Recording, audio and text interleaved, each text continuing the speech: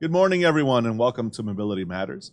I am your host, Javier Betancourt, Executive Director of the Citizens Independent Transportation Trust, or CITT for short. We're the agency of Miami-Dade County charged with overseeing your half-penny sales tax for transportation. And the one organization that we work with the most on a daily, if not hourly basis, is the county's Department of Transportation and Public Works. We'll call them DTPW for short, which oversees both transit and public works.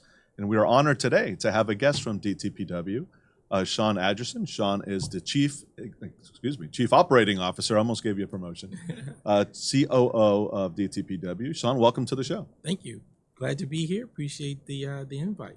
No, of course. So let's start with DTPW, right? I think most people know about it, but for those who may not know about the department, tell us about the organization, what it does. Awesome. So DTPW, as you said, is the county's transportation and public works entity. On the transportation side, obviously we're responsible for Metro Rail operations, Metro Mover, and our local bus system. We have our paratransit, STS, and on the public works side, the vast roadways, all of the infrastructure with canals, our causeway. It's a vast operations here at DTPW.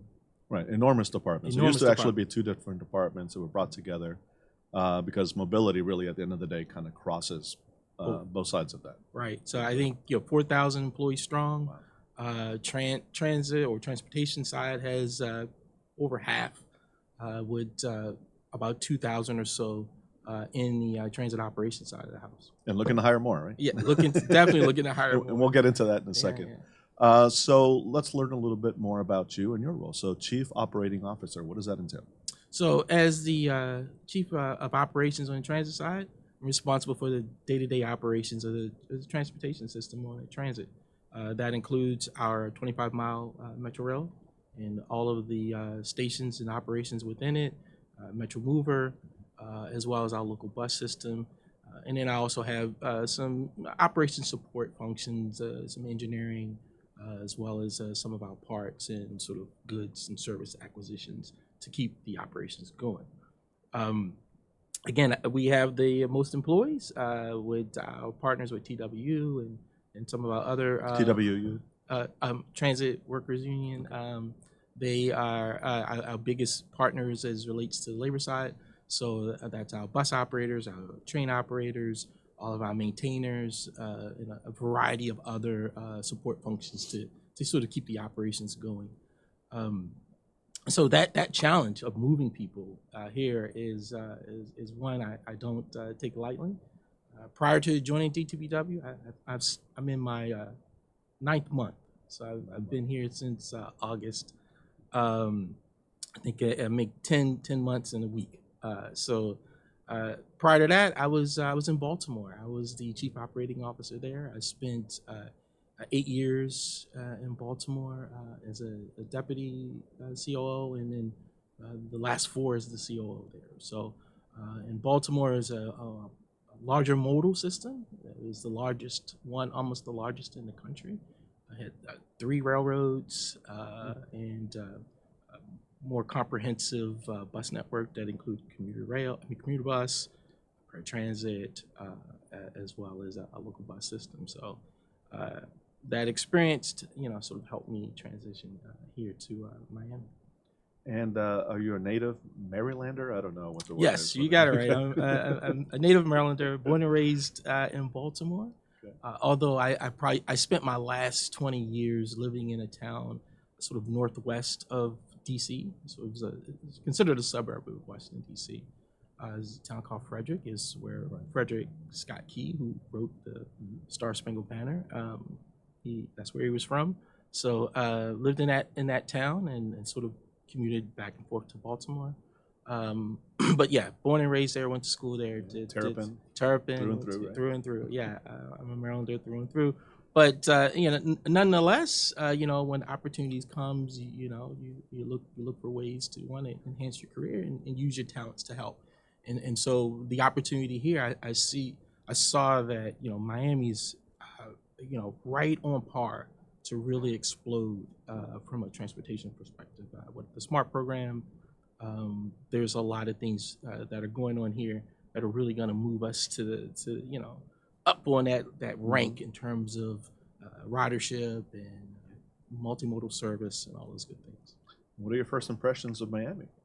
Almost 10 months in. Almost 10 months in. I think in transit in general, our problems are the same. They may have a different flavor, right? So the flavor here is a little spicier, a little Latin, but it's the same issues as it relates to transit. In general, the pandemic really impacted ridership and how people were interacting with the system. So we have a challenge to get that ship righted and move in the right direction there. And we've seen some healthy growth as relates to bus service, but we still have some opportunity on the rail side. The pandemic changed how people see transit as a place to work, right? And I think that's a huge challenge for us and has been a challenge, one as an industry and more importantly here. I think although we've made some strides in reducing the number of vacancies in our bus operator ranks, that's still an opportunity for us to do some work there. So we continue to do a lot of things to try to encourage people, show the benefits of working in transit and why you should have a career here. And I think, the third thing is, the infrastructure in general in transit. And I think that you saw that in the passing of the infrastructure bill. There's a lot of investment that needs to happen in order to not only expand the systems and make it more accessible to people, but also to improve what we already have, right? To bring the transit systems up to a state of good repair. So the money we've already put down and main investments in, that we maintain it and people feel it and see it is a good thing. So those are the three main things I've seen, right, that are challenges here. And welcome them and trying to put a lot of stuff in place to try to deal with them, because I think one of our core missions is operational excellence, right? And the only way you're going to get there is through consistent performance. Like, you got to consistently do the same thing over and over and try to make it a habit. And so that's what people want predictability. Yeah, right. They want to know, hey, every day, I can count on the train being there or the bus being there, and so, but we have to do fundamentals right. If I were equating it to football, right, you have to learn how to block and tackle before you can run the trick play. And so I think, I've been spending these last 9 months doing an evaluation of, can we really block and tackle? Like, how well are we at just training people to do their jobs, the basic training? How well are we providing them the tools so they can do their job effectively? And how good of our coaches, like the leaders, the people who lead them every day, how are they effective? Do they understand that although we operate trains and buses and we repair trains and buses or maintain them, our job is really about people. And knowing that, outside of Metro Mover, which does operate autonomously, it still has people underneath of it that are maintaining that system and operating and ensuring that it's safe. We need people. And so our leaders have to understand their role is to make people better. And so that's what I've been trying to focus them on, is people. Let's take care of our people. Let's take care of the frontline employee. Make this a great place for people to want to be a part of. Right. And guess what? Once we do blocking and tackling good, then we can really start expanding and doing the stuff that really makes people really want to be a part of the system. So, at the risk of mixing metaphors, you're channeling your inner Spoelstra, right? Not the Heater and the playoffs. Right. I think people are realizing that coaching really is important, right? It's not just about the talent and the players, but coaching them well. Right. And by the way, you're a good luck charm. Ever since you arrived in Miami, we've been to the Final Four twice, right? Both UM and I believe it was FAU. Right. And now we have both the Panthers and the Heat in the finals. So thank you. I'll take it. Yeah. Please don't go anywhere. I would take it. Now we need to get the Dolphins and the Marlins. Yeah. I've instantly become a fan of all of those teams. Great. Even the Ravens. That's all yesterday. I don't know if I'll get my son might not like me on the Ravens, but yeah, we don't play them too often, so that's fine. So tell me, what you talked about customer experience. What are some of kind of the new initiatives, some of the exciting things that you're working towards? How are you incorporating technology and into what we do to make things better? Yeah, I think It's a part of it is really truly understanding the customer experience. So I'll start with me. The first thing I did when I got here was like I started just writing the system, and It's amazing how many people don't do that, by the way. Yeah. So thank you. Thank Yeah. you for doing that. They would say, oh, this route is this route is that. Okay, I'm gonna get on it. And Yeah. so I just would block out time in my schedule and just go ride and sit there and go through the experience like the rider would, right? I didn't tell anybody I was going. I tried to dress down a little bit so employees wouldn't try to gather who I was, and just sit and take those notes, make those comments, and then use that to go back to our leadership team and say, "Hey guys, what about this?" Right? And using that as our experience. The next part is it's not just me doing it. The team that works for me, they have to get out there and do it and say, so we're gonna have our meetings on the bus. So let's go. We're gonna go get on the train. We're gonna do it in a station. We're gonna do this stuff so you understand why, right? And in my learning as a leader, I got taught. My career started a long time ago, but I started in a restaurant business, and in a restaurant business, obviously you need customers to sustain yourself. And so I learned a long time ago about the importance of the customer, and that everything you do should be about that customer. And yet you have an internal customer, employees, and you have external customers, the ones that are paying the bills. So that foundation in my leadership has sort of followed me through my career. So I've always taken this approach of customers why, customers why. Like we do this for a reason, and so I'm trying to instill that in my staff is that the reason why a train leaves a depot or a bus leaves a garage is because somebody needs to go somewhere.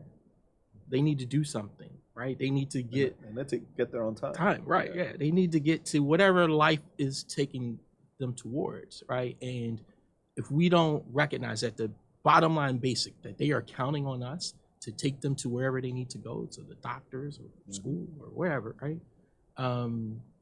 We don't connect ourselves to that, we're not gonna do a good job of it. And there's so much going on that we can get lost in that, to me, which is the fundamental mission of why we're here, right? It's to move people safely from A to B, and get them there reliably and on time and all those good things. So if we don't connect the people who do it every day to that mission, I think they lose sight of it. And so that's one of the things I'm trying to focus on is getting the team to understand, hey, this is why we do it. So let's go experience it. Let's go be a part of it.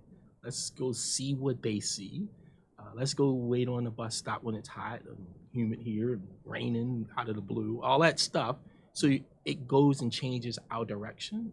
To me, it should change our urgency around how we do what we do in terms of fixing problems, resolving problems. It should raise our bar in terms of what we set as a standard for what is truly a bus that's ready to go out. What's truly the definition of a train that goes out, right? Yeah, it can go down the line safely, but does it have all the ADA requirements? Because they're customers too. And if you are sight challenged, hearing challenged, when you want to be able to hear the message to say this is the stop I'm at, right? So getting them to recognize that is important, right?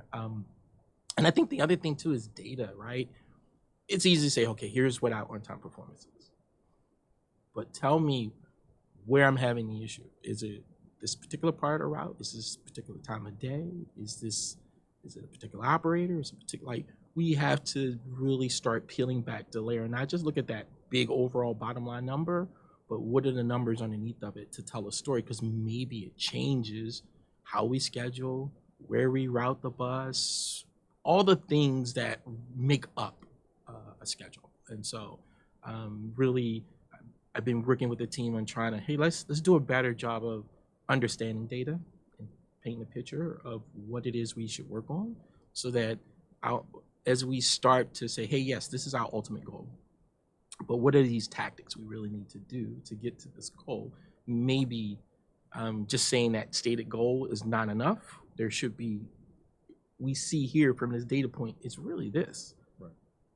Let's fix that and see what that does. And then maybe then that should translate into a better overall target. No, I love that, and I love you touching on you being in the restaurant business early on, being a waiter earlier in my life. That taught me so much, right? And I frequently think about that experience and the things it teaches you. And so, and I think of Patrick Goddard, who's the head of Brightline, right? And he came from the hospitality industry, not from the train industry, right? And he brings that mentality to that, and it's all about the customer experience. So I love that, and we totally agree. Obviously at the CITT, which is why we're partnering with you in the CITT Ambassador Program to have writers of the system pass their observations along to us and to you. Good, bad, and different. And that gives you both qualitative and quantitative data that you can then do something with to improve that experience. So it's been a great partnership, and thank you for being open to that. Yeah, no, I think, we have to be, as an organization, you can't run away from feedback, right? And because to me, that's what makes you better, right? You can have people in some spaces that's just what they love to do, is provide sometimes negative feedback, but that's fine, right?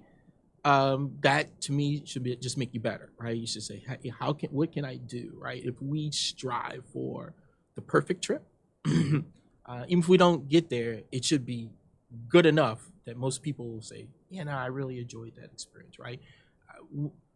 A lot of times I want to see our transit experience be so good that people just don't comment about it, right? It becomes the norm. You don't complain about stuff that you just say, hey, that's just what I expected. And it's driving the team towards that. But in the meantime, we gotta have a good foundation. Like I was talking about, just building a team, having the resources, giving them the things that they need so that they can ultimately accomplish that mission. But that feedback helps, right? It should help paint the picture. Am I going in the right direction? Are we doing the right things? Do we need to pivot? And that's the stuff that to me helps to make sure and validate it. And then where things are, hey, this is a fire, this is something we need to solve right away, that feedback helps to say, no, this is urgent, let's get it fixed, because this is impacting multiple people. So it's good to have that feedback, and I've never been one to shy away from listening to the feedback. No, you've been great, thank you. And by the way, folks, if you're interested in becoming a CITT ambassador, visit our website, miamidade.gov/CITT. You'll find information there. Basically, you ride the system. There's an app in which you input your feedback, and you get points that you can exchange for rewards later on. So please join the CITT Ambassador Program. You'll be helping not only ourselves and the department, but really the experience for all the riders. But getting back for a second to your workforce needs. You are hiring across the board. We are. You want to make a pitch to folks who might be interested in joining the department as to what kind of opportunities are available, and why should they join the county? Yeah, so definitely, starting from bus operators all the way through top parts of our organization, we're looking to bring in people who are going to be leaders, right? For our bus operators, there is a training program. We help teach you, even if you don't have a CDL. You do have to meet some basic requirements as it relates to passing health exams, and there is a testing requirement. But once you get through those hurdles, we'll help you. We'll help you get your CDL and get you prepared from that perspective. And then our bus operator program really does lead people through the rest of the organization. A lot of our middle manager positions were people who are former bus operators or former maintainers. And so all levels of frontline position we're looking for to bring in to the organization to help us grow. And then again, we have engineering roles, we have planning roles.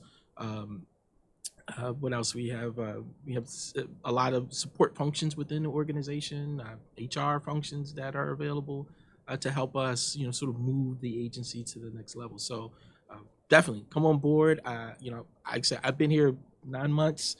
Absolutely am enjoying my experience in terms of being a county employee. I think all the stuff that the county has to offer, the support. I think if there was a thing that I really do appreciate about working in this county is the level of support I feel. Like I feel the employee is important to the county, from how things are communicated, all the way from the mayor down. And if you need something or want something, the county does have a good net of support around you. And so I think it is a good place to work. And I would tell anybody, hey, come to Miami, come to Miami-Dade.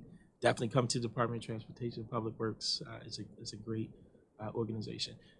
To add to that, one of the things, and we want to definitely at the department create a culture that people want to be a part of, and so we initiated a employee survey where we surveyed over 2,600 employees out of about 30, 35, almost 4,000 employees. So we had over 60-something% of our employees we actually surveyed. Had a company come in and help us do that, and you know, we're in the beginning stages of validating all of that data. But from that, we had focus groups from the employees to help us talk through, hey, we want to build this culture. This is about mission and our vision. You know, how do we get there? And using the employees to help us accomplish that, to me, again, is a way you drive it. And so us doing that survey, and you'll see there are going to be a lot of things over the summer that we're going to start implementing from that feedback, so that we can make it a great place to work. That's great. And by the way, we're part of the county family, and I agree, it's a great place to work. Not only good benefits, good people, but a great culture, Right. and a lot of opportunity for growth. So please join the county. If you want to get paid, join DTPW. If you want to volunteer as a CITT ambassador, you can do that as well.